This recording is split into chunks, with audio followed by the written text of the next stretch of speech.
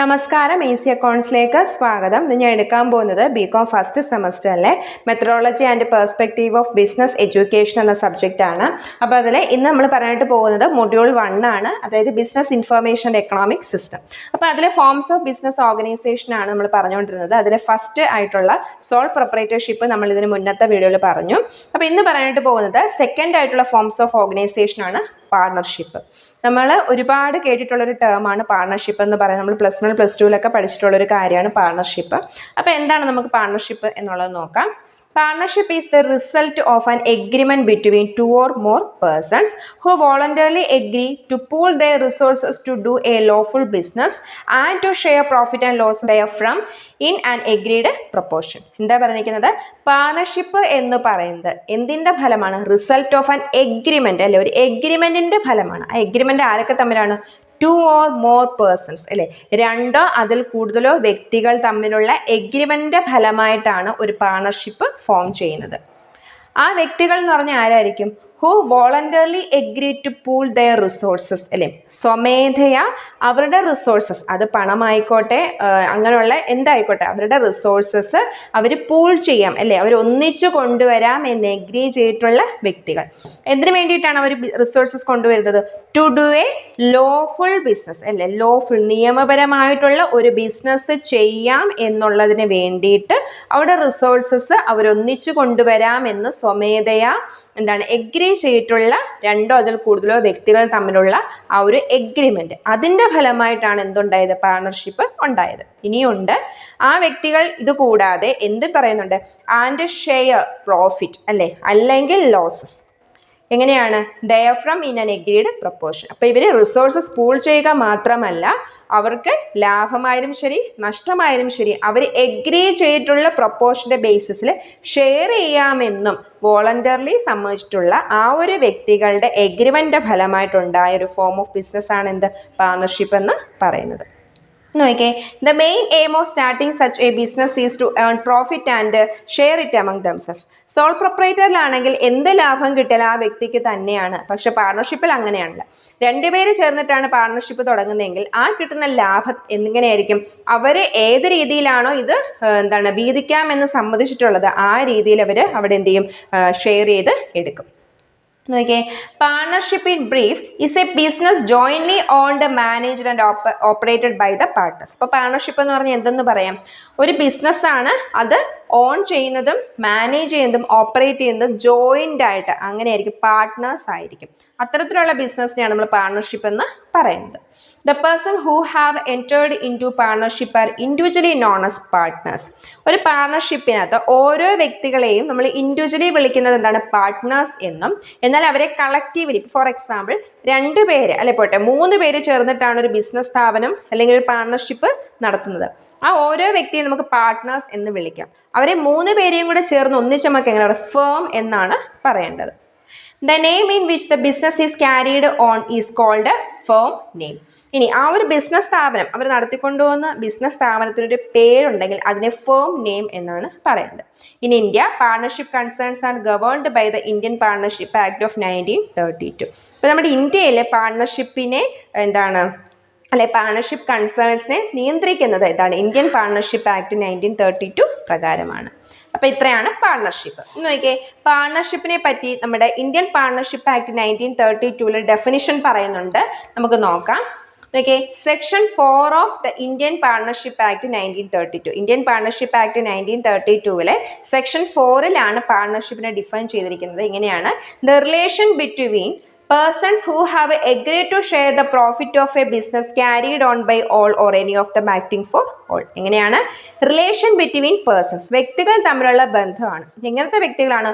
Who have agreed to share the profit of a business അല്ലേ, ആരാണോ ബിസിനസ്സിന്റെ ലാഭം share ചെയ്യാമെന്ന് എഗ്രി ചെയ്തത്. മാത്രമല്ല ഇങ്ങനെയാണ്, ആ ഏത് ബിസിനസ്സാണ് ക്യാരിഡ് ഓൺ ബൈ ഓൾ, ഇവരെല്ലാവരും കൂടെ ചേർന്ന് നടപ്പിലാക്കുകയോ അല്ലെങ്കിൽ ഇവർക്ക് എല്ലാവർക്കും കൂടെ വേണ്ടിയിട്ട് ആരെങ്കിലും ഒരാളോ നടപ്പിലാക്കുന്ന ആ ബിസിനസ്സിന്റെ പ്രോഫിറ്റ് ഷെയർ ചെയ്യാമെന്ന് എഗ്രി ചെയ്തിട്ടുള്ള വ്യക്തികൾ തമ്മിലുള്ള റിലേഷനെയാണ് എന്തെന്ന് പറയുന്നത്? പാർട്ണർഷിപ്പ് എന്ന് പറയുന്നത്. ഇനി നമുക്ക് പാർട്ണർഷിപ്പിന്റെ ഫീച്ചേഴ്സ് അല്ലെങ്കിൽ ക്യാരക്ടറിസ്റ്റിക്സ് നോക്കാം. പ്രധാനമായിട്ടും നമ്പർ ഓഫ് പേഴ്സൺസ് പറയും. നമ്പർ ഓഫ് പേഴ്സൺസ് എന്തായിരിക്കും? മിനിമം 2 പേരെങ്കിലും ഉണ്ടായിരിക്കണം എന്നുള്ളതാണ്. നോക്കിയേ, the minimum number of persons required to form a partnership is 2. എന്നാൽ നോൺ ബാങ്കിങ് ആണെങ്കിൽ മാക്സിമം 20 പേര് വരെയും, ബാങ്കിങ് ബിസിനസ് ആണ് നമ്മൾ നടപ്പിലാക്കുന്നതെങ്കിൽ മാക്സിമം 10 പേര് വരെ മാത്രമേ എന്ത് ചെയ്യാൻ പറ്റുള്ളൂ, നമ്മുടെ പേഴ്സൺസ് ഉണ്ടാവാൻ പാടുള്ളൂ. ഇനി എഗ്രിമെന്റ് പറയുകയാണെങ്കിൽ പാർട്ണർഷിപ്പ് ഫോം ചെയ്യണം എന്നുണ്ടെങ്കിൽ അവിടെ എന്തുണ്ടായിരിക്കണം? ഈ വ്യക്തികൾ തമ്മിൽ എഗ്രിമെന്റ് അത്യാവശ്യമാണ്. ആ എഗ്രിമെന്റ് എങ്ങനെയൊക്കെ ആവാം? ഓറലും ആവാം, റിട്ടേണും ആവാം. വാക്കാൽ പറഞ്ഞിട്ടുള്ള എഗ്രിമെന്റും ആവാം, ഇല്ലെങ്കിൽ നമ്മൾ എഴുതി തയ്യാറാക്കപ്പെട്ടിട്ടുള്ള എഗ്രിമെന്റ് വഴി അവിടെ എന്തായാലും എന്തുണ്ടാവും? ഒരു എഗ്രിമെന്റ് ഉണ്ടായിരിക്കണം. ഇനി ബിസിനസ് പറയുകയാണെങ്കിൽ partnership can be formed only for the purpose of carrying on some business. Partnership എന്താണ്, നമ്മൾ ഒരു പാർട്ണർഷിപ്പ് ഫോം ചെയ്താൽ അവിടെ നമ്മളൊരു ബിസിനസ് തുടങ്ങാൻ വേണ്ടി തന്നെ ആയിരിക്കണം ആ പാർട്ണർഷിപ്പ് എന്ന് പറയുന്നത്. ആ ബിസിനസ് എന്തായിരിക്കണം? പ്രോഫിറ്റ് സീക്കിംഗ് ആയിരിക്കും, അതുപോലെ തന്നെ ലോഫുള്ളും ആയിരിക്കണം. അത് വളരെ നമ്മൾ ആദ്യമേ പറഞ്ഞതാണ്, ആ ഒരു പാർട്ണർഷിപ്പ് എന്ന് പറയുമ്പോൾ ലോഫുൾ ബിസിനസ് തന്നെ നടത്താൻ വേണ്ടിയിട്ടുള്ളത് ആയിരിക്കണം. ഷെയറിംഗ് ഓഫ് പ്രോഫിറ്റ് പറഞ്ഞാൽ one of the important objective of the agreement of partnership business is to share the profit. നമുക്കറിയാം, ഒരു പാർട്ണർഷിപ്പ് അല്ലെ, വ്യക്തികൾ തമ്മിൽ ചേർന്ന് ഒരു പാർട്ണർഷിപ്പ് നടത്തിക്കൊണ്ട് പോകുന്നതിന്റെ പ്രധാന ലക്ഷ്യം എന്ന് പറഞ്ഞാൽ പ്രോഫിറ്റ് തന്നെയാണ് അല്ലെ. ആ പ്രോഫിറ്റ് അവർ ഷെയർ ചെയ്യുക എന്നത് തന്നെയാണ്.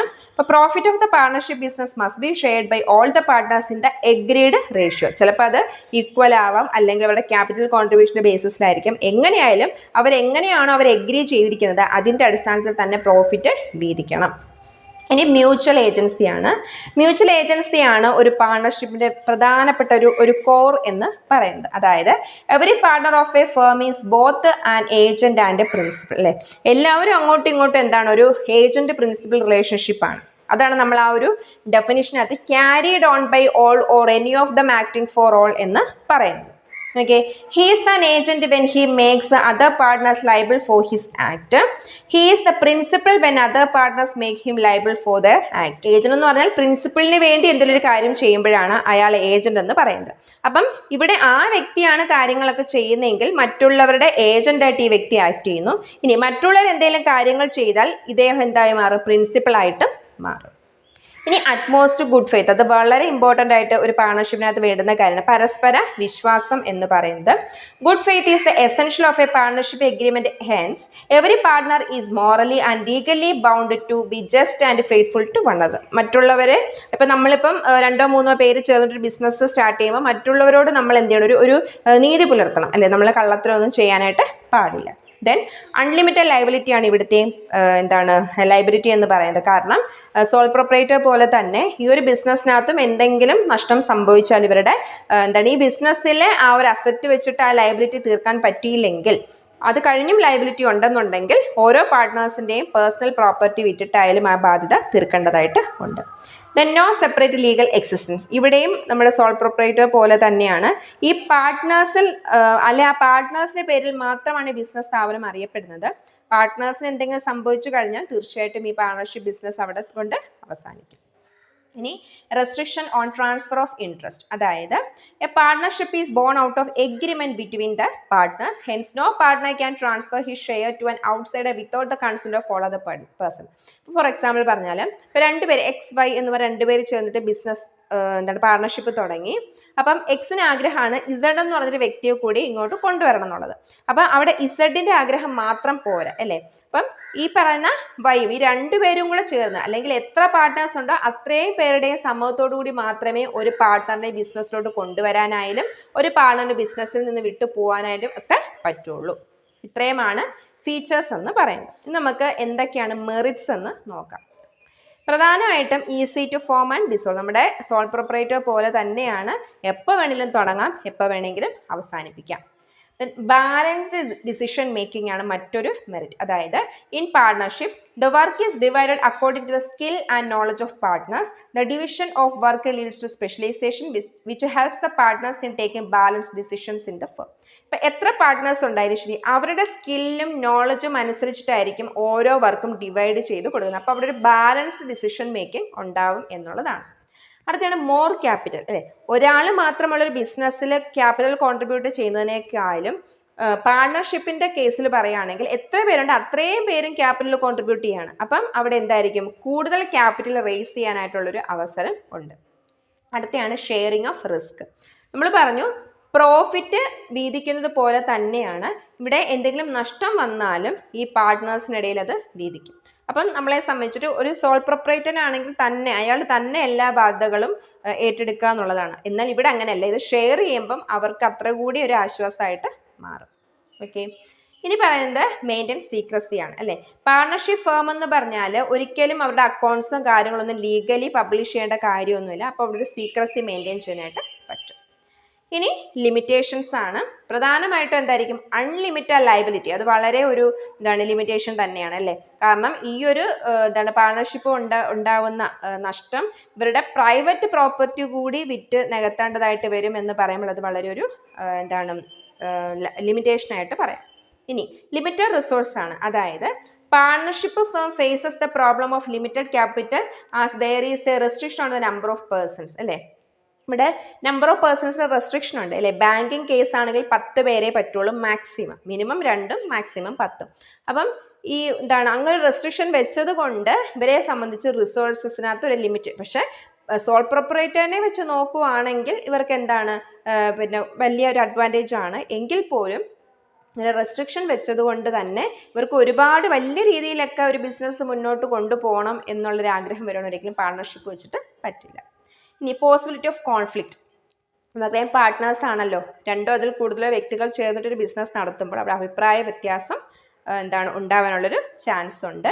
അപ്പം ഒരു ഡിസിഷൻ എടുക്കുമ്പോൾ ഇപ്പം നമ്മളൊരു എന്തെങ്കിലും ഒരു പ്രശ്നം വരുമ്പോൾ നമ്മൾ ഡിസിഷൻ എടുക്കുമ്പോൾ പല പല ഒപ്പീനിയൻസ് വരികയും അവസാനം അതൊരു ഡിസ്പ്യൂട്ടിലോട്ട് വരാനുള്ളൊരു ചാൻസും ഉണ്ട്. ലാക്ക് ഓഫ് കണ്ടിന്യൂറ്റി നമ്മൾ പറഞ്ഞു. ഇവിടെയും നോ സെപ്പറേറ്റ് ലീഗൽ എൻറ്റിറ്റി ആണല്ലേ. ഇവർക്ക് ഈ ഒരു പാർട്ട്നേഴ്സിന്റെ പേരിൽ മാത്രമാണ് ഈ ഫേം അറിയപ്പെടുന്നത്. അതുകൊണ്ട് തന്നെ പാർട്ട്നേഴ്സിന് എന്തെങ്കിലും സംഭവിച്ചാൽ, ഇപ്പം 2 പേര് ചേർന്നിട്ട് ഒരു പാർട്ണർഷിപ്പ് നടത്തിക്കൊണ്ട് പോകുന്നാൽ ഒരാൾ മരിച്ചു പോവുകയാണെങ്കിൽ പിന്നെ ആ പാർട്ണർഷിപ്പ് മുന്നോട്ട് കൊണ്ടുപോകാൻ പറ്റില്ല. ഒരാൾക്ക് മാത്രമായിട്ട് പാർട്ണർഷിപ്പ് മുന്നോട്ട് കൊണ്ടുപോകാൻ പറ്റില്ല. അപ്പം അതാണ് ലാക്ക് ഓഫ് കണ്ടിന്യൂറ്റി പറയുന്നത്. ഇനി ലാക്ക് ഓഫ് പബ്ലിക് കോൺഫിഡൻസ് എന്ന് പറഞ്ഞാൽ എന്താണ്? The public has less trust and faith the partnership firm because the accounts and annual reports are not published. As a result, the confidence of the public in partnership firm is generally low.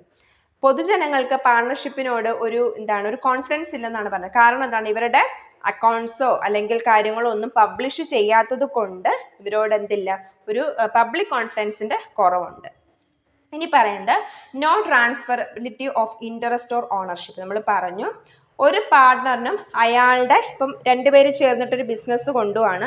അയാൾക്ക് ഈ പാർട്ണർഷിപ്പിൽ നിന്ന് മാറിയിട്ട് വേറൊരാളെ കൊണ്ടുവരാൻ താല്പര്യം. പക്ഷെ അവിടെ മറ്റുള്ളവരുടെ കൂടി സമ്മതമില്ലാതെ ആ വ്യക്തിക്ക് ഇതിൽ നിന്നും പിന്മാറാനായിട്ട് പറ്റില്ല. അതായത് transfer of interest is permissible only with the consent of all other persons. മറ്റുള്ളവരുടെ സമ്മതം ഉണ്ടെങ്കിൽ മാത്രമേ അത് പറ്റുള്ളൂ. അപ്പം അതൊരു ലിമിറ്റേഷൻ തന്നെയാണ് അല്ലേ. ഈ വ്യക്തിക്ക് സ്വന്തമായിട്ട് അങ്ങനെ തീരുമാനം എടുക്കാനായിട്ട് പറ്റില്ല. അപ്പം ഇതൊക്കെയാണ് പാർട്ണർഷിപ്പിന്റെ ലിമിറ്റേഷൻസ് എന്ന് പറയുന്നത്. അപ്പം ഇത്രയാണ് നമ്മളുടെ പാർട്ണർഷിപ്പിന്റെ ഫീച്ചേഴ്സ്, അതുപോലെ തന്നെ അഡ്വാൻറ്റേജസ്, ലിമിറ്റേഷൻസ് ഒക്കെ. ഇനി ഈ പാർട്ണർഷിപ്പുമായി ബന്ധപ്പെട്ട് കുറച്ചുകൂടി കാര്യങ്ങൾ നമുക്ക് പഠിക്കാനായിട്ടുണ്ട്. അത് മറ്റൊരു വീഡിയോയിലൂടെ കാണാം.